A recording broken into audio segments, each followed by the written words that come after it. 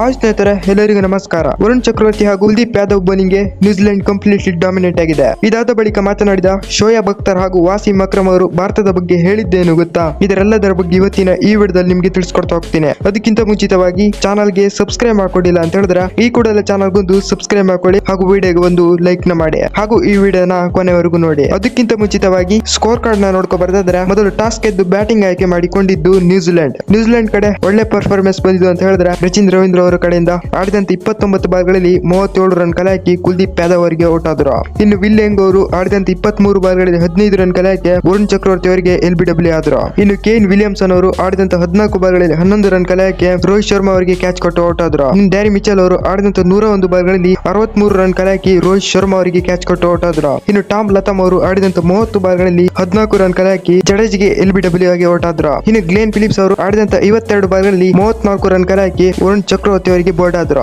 ಇನ್ನು ನ್ಯೂಜಿಲೆಂಡ್ ಕಡೆ top performance ಬಂದಿದ್ದು ಅಂತ ಹೇಳಿದ್ರೆ ಮಿಚೆಲ್ ಬ್ರೇಸ್ವೆಲ್ ಅವರು ಆಡಿದಂತ 40 ಬಾಲ್ಗಳಲ್ಲಿ 53 ರನ್ ಕಲೆ ಹಾಕಿ ಲಾಸ್ಟ್ ಮೂಮೆಂಟ್ ನಲ್ಲಿ ನಾಟ್ ಔಟ್ ಆಗಿ ಉಳಿದಿದ್ದಾರೆ. ಇನ್ನು ಮಿಚೆಲ್ ಸ್ಯಾಂಟ್ನರ್ ಅವರು ಆಡಿದಂತ 10 ಬಾಲ್ಗಳಲ್ಲಿ 8 ರನ್ ಕಲೆ ಹಾಕಿ ವಿರಾಟ್ ಕೊಹ್ಲಿ ಅವರಿಗೆ ರನ್ ಔಟ್ ಆದ್ರು. ಆಲ್ಸೋ ನ್ಯೂಜಿಲೆಂಡ್ 50 ಓವರ್ಗಳಲ್ಲಿ 251 ರನ್ ಕಲೆ ಹಾಕಿ 7 ವಿಕೆಟ್ ಕಳೆದುಕೊಂಡಿತ್ತು. ಟೀಮ್ ಇಂಡಿಯಾ ಕಡೆ ಡಾಮಿನೇಟಿಂಗ್ ಪರ್ಫಾರ್ಮೆನ್ಸ್ ಬಂತು ಬೌಲಿಂಗ್ ನಲ್ಲಿ. ರವೀಂದ್ರ ಜಡೇಜಾ ಅವರು 1 ವಿಕೆಟ್ ತೆಗೆದ್ರೆ ಈ ಕಡೆ ಕುಲ್ದೀಪ್ ಯಾದವ್ ಅವರು 2 ವಿಕೆಟ್ ತೆಗೆದ್ರು ಹಾಗೂ ವರುಣ್ ಚಕ್ರವರ್ತಿ ಅವರು 2 ವಿಕೆಟ್ ತೆಗೆದ್ರು. ಮೊಹಮ್ಮದ್ ಶಮಿ ಅವರು 1 ವಿಕೆಟ್ ತೆಗೆದ್ರು. ಈ ಕಡೆ ವರುಣ್ ಚಕ್ರವರ್ತಿ ಹಾಗೂ ಕುಲ್ದೀಪ್ ಯಾದವ್ ಅವರ ಕಡೆಯಿಂದ ಡಾಮಿನೇಟಿಂಗ್ ಪರ್ಫಾರ್ಮೆನ್ಸ್ ಬಂತು. ಇದಾದ ಬಳಿಕ ಮಾತನಾಡಿದ ಶೋಯಬ್ ಅಖ್ತರ್ ಹಾಗೂ ವಾಸಿಂ ಅಕ್ರಮ್ ಅವರು ಈ ರೀತಿ ಹೇಳಿದ್ದಾರೆ ನೋಡಿ.